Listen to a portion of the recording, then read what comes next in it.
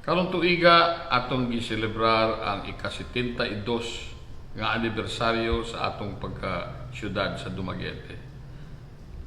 Sa dugay katuigan ang Dumaguete may lambo o nakatagamtam karon o usa ka dakong challenge. Mao kini ang challenge sa pag-survive o pagsugpo niining pandemic na gitawag og COVID-19 virus. I am very confident that with all your support and cooperation and with the grace of our Lord Jesus Christ, we will all prevail.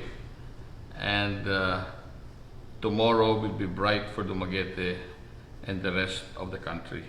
O sa atong pagselebrar sa atong tinuig nga pangilin in honor of our patron saint Santa Catalina de Alejandria, atong una-unaon o atong obserbahan ang dili magarbuhon nga pagselebrar sa fiesta.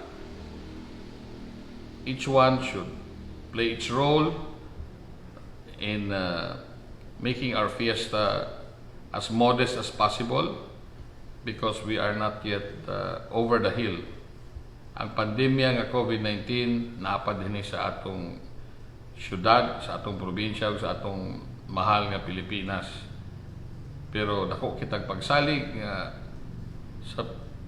sa duol na yung panahon masugpo na kini o finally aduna na available nga vaccine para mobalik na kaniadto ang gitawag natong new normal para natong tanan. Let's not lose hope. Let us continue to celebrate but in a modest way. Maayong fiesta kanatong tanan o let's have a very modest also celebration of our 72nd anniversary of the Charter of Dumaguete City.